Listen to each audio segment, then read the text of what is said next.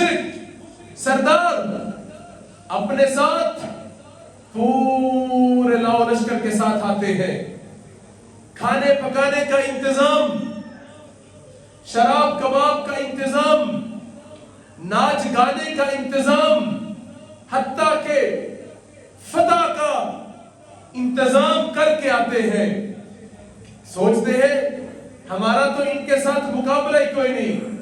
کیوں کہ ایک طرف تو 313 ہے اور ان 313 میں سے بھی 60 کے پاس اونٹ ہیں اور 2 گھوڑے ہیں، 6 کے قریب زرہ ہے اور 8 کے قریب شمشیر ہے.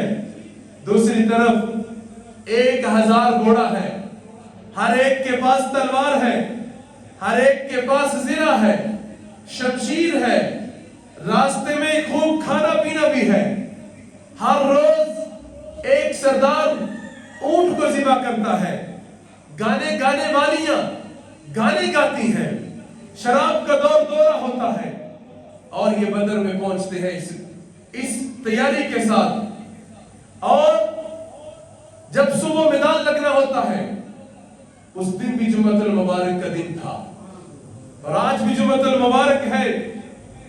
رات ہے شب جمعہ، جمعرات کی رات ہے. نبی محترم صلی اللہ تعالی علیہ وسلم کے لیے ایک چھپڑ سا تیار کیا جاتا ہے جس کا نام عریش ہے. آج بھی میری اللہ رب العزت کی ذات سے دعا ہے کہ اللہ رب العزت کی ذات ہم سب کو مکہ اور مدینہ کی بار بار حاضری نصیب فرمائے. آپ جائیں اور دیکھیں کہ اس جگہ پر جہاں پر جنگ بدر ہوئی تھی، جہاں پر نبی صلی اللہ تعالی علیہ وسلم کے لیے ایک عریش بنایا گیا تھا، آج بھی وہاں پر ایک مسجد عریش ہے. بڑی عالیشان خوبصورت مسجد بنائی گئی ہے. میرے بھائیوں، اللہ کے رسول صلی اللہ تعالی علیہ وسلم مصلی بچھاتے ہیں، اللہ کے سامنے گڑگڑاتے ہیں، روتے ہیں اور کیا دعا مانگتے ہیں؟ صرف ایک ہی دعا مانگتے ہیں، ایک ہی دعا مانگتے ہیں کہ اللہ میرے پاس یہ 313 تھے، یہ جتنی طاقت، جتنی فورس، جتنے ایمان والے میرے پاس تھے، میں تیرے دین کو بچانے کے لیے ان کو تیرے سامنے لے کے آ گیا.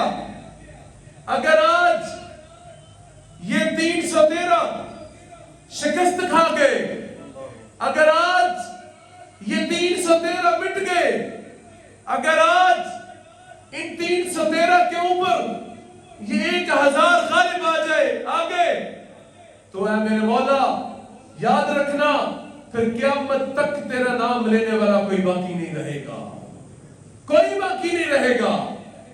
تجھے تیرا ذکر کرنے والا، تجھے یاد کرنے والا کوئی نہیں رہے گا. اور میرے مالک، جو تو نے میرے ساتھ معراج پہ وعدہ کیا تھا مدد کا، نصرت کا، وہ اللہ اتارنا. آج صبح ہوتی ہے، اللہ کے رسول صلی اللہ تعالی علیہ وسلم صفے بناتے ہیں اور صفے بنانے کے بعد چھڑی کے ساتھ اللہ کے رسول صلی اللہ تعالی علیہ وسلم مارکنگ کرتے ہیں، نشانی لگاتے ہیں کہ یہ وہ جگہ ہے کہ جس جگہ پر عتبہ مرے گا، یہ وہ جگہ ہے جس جگہ پر شیبہ مرے گا، یہ وہ مقام ہے کہ جس جگہ پر امیہ بن خلف مرے گا، یہ وہ جگہ ہے کہ جس جگہ پر ولید بن عتبہ مرے گا. صحابی کہتے ہیں، حضرت عمر فاروق رضی اللہ تعالیٰ عنہ کہتے ہیں، اللہ کی قسم جب جنگ ختم ہو گئی، لوگ صحابہ کو ڈھونڈ رہے تھے، شہید ہونے والوں کو دیکھ رہے تھے، میں وہ جگہ دیکھ رہا تھا. اللہ کی قسم جس جگہ پر اللہ کے رسول نے بتلایا تھا وہ کافر اسی جگہ پر مرا ہوا پڑا تھا، اسی جگہ پر.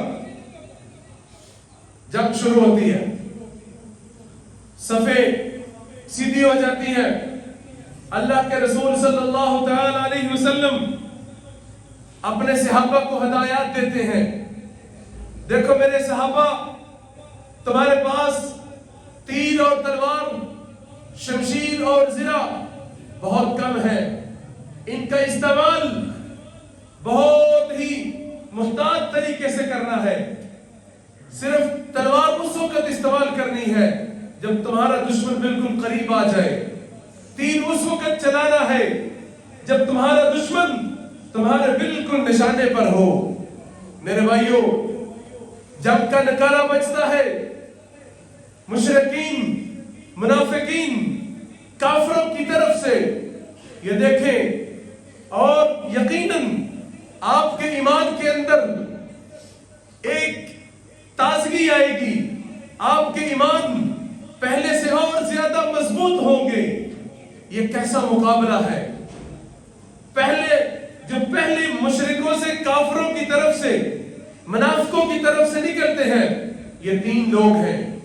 तीन लोग, उतबा बिन रबिया, शैबा बिन रबिया, ये दोनों सगे भाई हैं। और इनके साथ वलीद बिन उतबा, कि जो उतबा का बेटा है।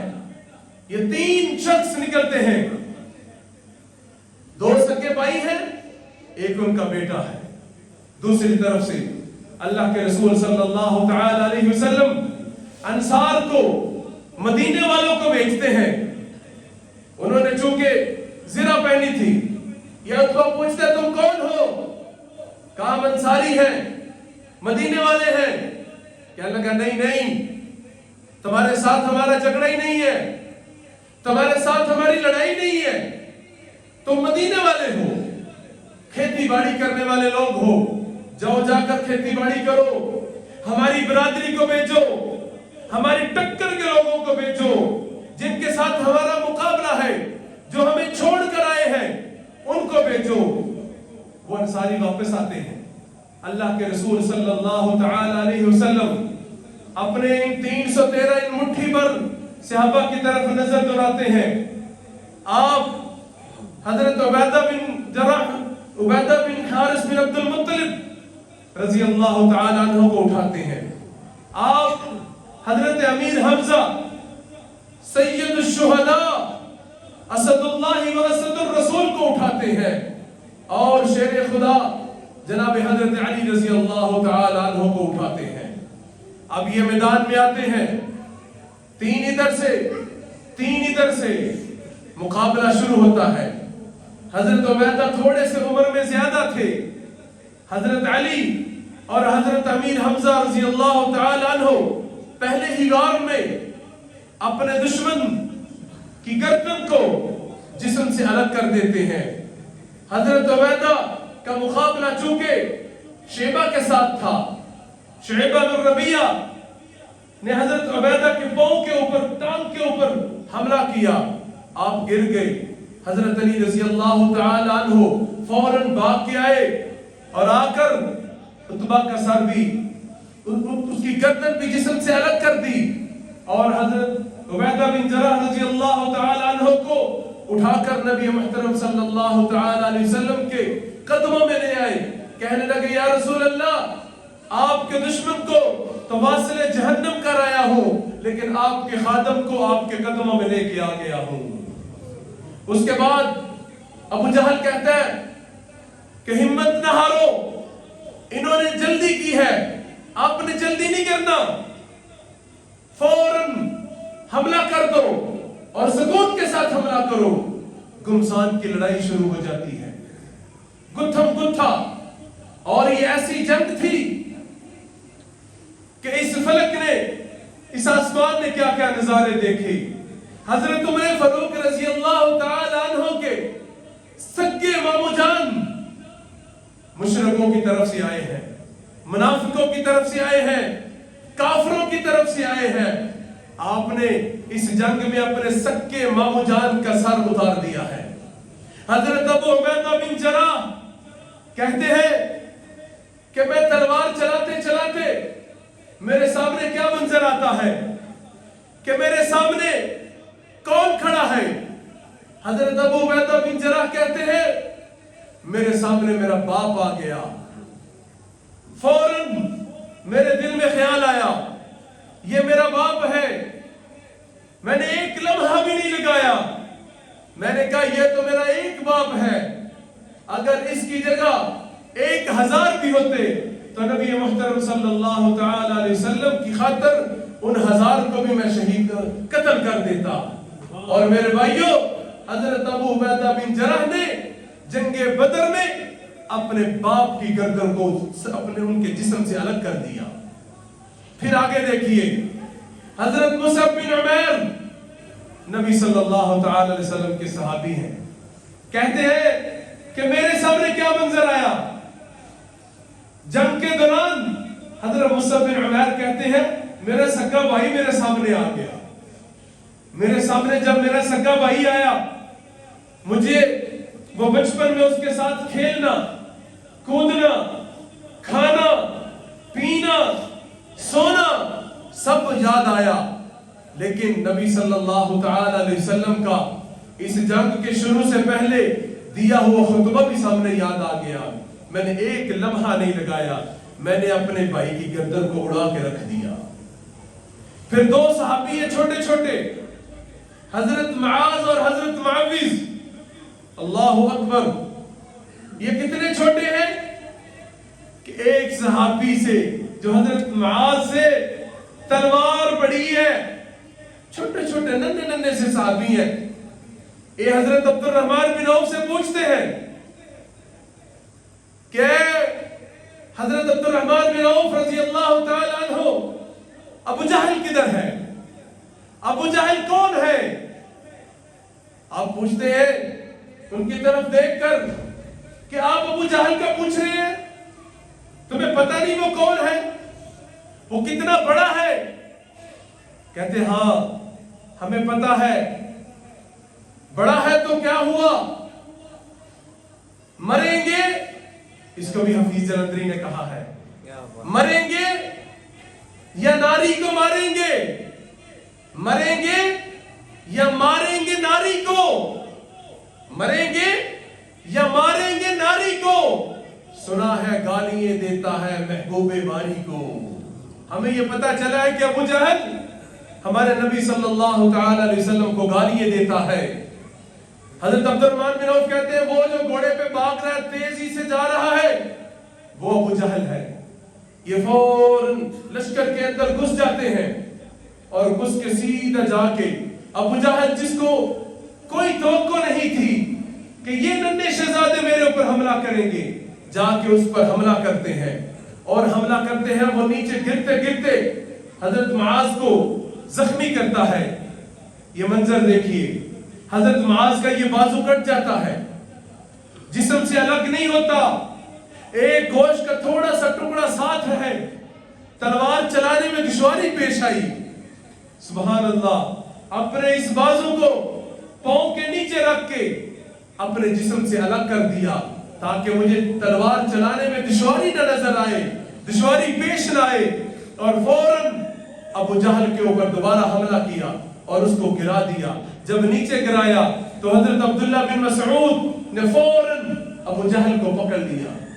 جب ابو جہل کو زیر کر لیا اس کی گردن جسم سے الگ کرنے لگے تو دیکھیے کس قدر بلا کا غرور کس قدر بلا کا تکبر تھا. اس امت کے اندر کا جو سب سے بڑا فرعون ہے ابو جہل. اس نے کہا کیا کرنے لگے ہو؟ میری گردن کو اتارنے لگے ہو. اتار دو. اتار سکتے ہو اتار دو. لیکن سننا میری گردن کو ذرا نیچے سے رکھ کے اتارنا. نیچے سے رکھ کے. کیوں؟ کہا جب کھوپڑیاں پڑی ہوں گی میرے غلاموں کی کھوپڑیاں بھی پڑی ہوں گی تو میری کھوپڑی ان غلاموں میں سے بڑی نظر آنی چاہیے تاکہ پتا چلے کہ یہ کھوپڑی سردار کی کھوپڑی ہے. اس قدر ان کے اندر غرور اور تکبر تھا. میرے بھائیوں اس کے بعد جو مدینہ منورہ میں حضرت بلال رضی اللہ تعالیٰ عنہ بھی اس جنگ میں آئے تھے. اور امیہ بن خلف جو مکہ میں سب سے زیادہ ظلم و تشدد کیا کرتا تھا، یہ امیہ بن خلف حضرت بلال رضی اللہ تعالیٰ عنہ کے ہاتھ لگ گیا، انہوں نے اس کو خوب مارا، امیہ بن خلف آگے بھاگنے لگا، حضرت عبد الرحمن بن عوف نے کہا بلال چھوڑ دو نا، جانے دو، بھاگ رہا ہے، کہا نہیں اس نے بہت ظلم و ستم کیے ہیں، اس کو نہیں چھوڑنا۔ بہرحال میرے بھائیوں، یہ جنگ بدر میں 14 کے قریب مسلمان ایمان والے شہید ہوئے، 70 کے قریب کفار کے مشرکوں کے منافقین کے 70 کے قریب قتل ہوئے اور 70 کے قریب گرفتار ہوئے۔ ان کو گرفتار کر کے مدینے میں لے کے آئے۔ دیکھیے رحمت للعالمین کی رحمت دیکھیے، جب ان کو لا کے مسجد نبوی میں باندھ دیا تو ان گرفتار ہونے والوں میں آپ کے چچا حضرت عباس بھی ہیں، اس وقت ایمان نہیں لائے۔ حضرت عباس کا قد کتنا تھا؟ آپ گھوڑے پہ سواری نہیں کیا کرتے تھے، کیوں؟ آپ کا قد مبارک کتنا تھا کہ اگر آپ گھوڑے پر بیٹھتے تھے تو آپ کے پاؤں زمین پہ لگتے تھے، آپ اونٹ پہ سواری کیا کرتے تھے۔ ان کو گرفتار کرنے والے ایک ننھے منھے چھوٹے سے صحابی، وہ ان کو زبردستی رسیوں کے ساتھ باندھ رہے ہیں۔ حضرت عباس کہنے لگے میرے بھتیجے، اس بچے نے مجھے گرفتار نہیں کیا، کوئی اور ہی تھا جس نے مجھے گرفتار کیا ہے۔ وہ صحابی کہتے ہیں میں نے کیا ہے۔ اللہ کے رسول نے کہا نہیں، اس کو فرشتوں نے گرفتار کیا ہے۔ پھر اللہ رب العزت کی ذات نے مسلمانوں کی، ایمان والوں کی، مومنوں کی مدد کے لیے اللہ رب العزت کی ذات نے 500 فرشتہ جناب جبرائیل کے ساتھ اتارا اور 500 فرشتہ جناب میکائیل کے ساتھ اتارا۔ مسلمان اس جنگ میں کامیاب ہو گئے۔ ان کو جب گرفتار کر کے مدینے لے گئے، جب ان کو باندھ دیا، رات کا آخری پہر ہے، اللہ کے رسول صلی اللہ تعالی علیہ وسلم بار بار چکر لگا رہے ہیں اور حضرت بلال کہہ رہے یا رسول اللہ آپ سو کیوں نہیں رہے؟ جنگ ہو گئی، کامیاب ہو گئے، اب آرام کرے، تھک گئے ہیں۔ آپ نے کہا کہ ان کو بہت سختی سے ٹائٹ کر کے رسیوں سے باندھا ہوا ہے، یہ چلا رہے ہیں، یہ رو رہے ہیں، مجھے ان کے رونے کی آواز سونے نہیں دے رہی، ان کی رسیوں کو تھوڑا سا ڈھیلا کر دو، یہ سکون سے سو سکیں۔ صبح ہوئی، آپ نے صحابہ سے پوچھا بتاؤ ان کا کیا کیا جائے؟ حضرت عمر فاروق کہنے لگے یا رسول اللہ جس کا جو رشتہ دار ہے وہ اس کا حساب کرے، اس کی گردن کو جسم سے الگ کرے اور باقیوں کو فدیہ دے کے چھوڑ دے۔ آپ نے حضرت عباس سے کہا کہ عباس لاؤ نا فدیہ دو تاکہ تمہیں چھوڑا جائے۔ کہنے لگے میرے پاس تو کچھ نہیں ہے، میں کیا فدیہ دوں؟ اچھا آپ کے پاس کچھ نہیں ہے؟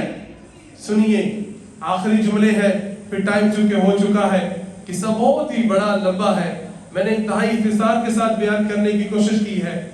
آپ نے کہا اچھا تمہارے پاس کچھ نہیں ہے؟ اے میرے بھتیجے کچھ نہیں ہے۔ آپ نے کہا جب تم مکے سے نکلنے لگا تھا، جب آپ مکے سے نکلنے لگے تھے، آپ نے اپنے گھر کو اندر سے جب چٹکنی لگا کے بند کرنے لگے تھے، آپ نے اپنی بیوی کو ایک سونے کی اینٹ دی تھی اور آپ نے کہا تھا کہ اگر میں جنگ سے واپس آ گیا تو ٹھیک ہے، نہیں تو تیری زندگی کے لیے یہ سونے کی اینٹ کافی ہوگی۔ یہ کہا تھا کہ نہیں کہا تھا؟ تمہارے پاس سونے کی اینٹ ہے کہ نہیں ہے؟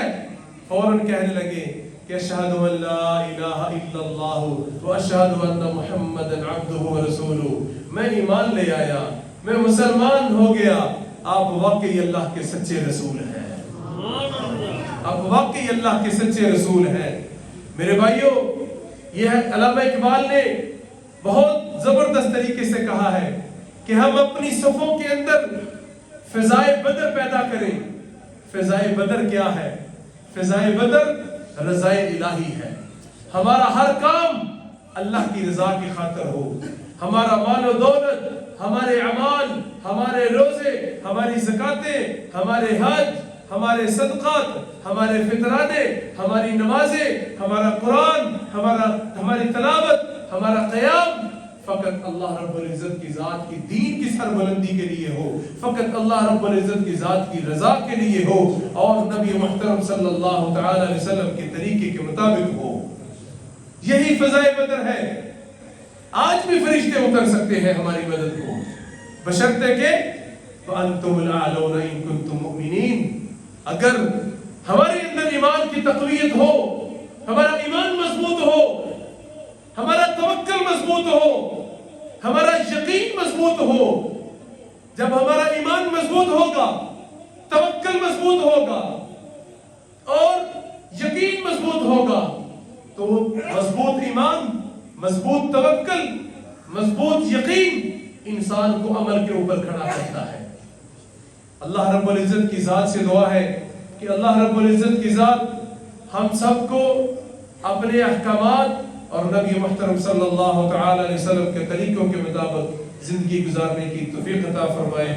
وآخر دعوانا الحمدللہ رب العالمین۔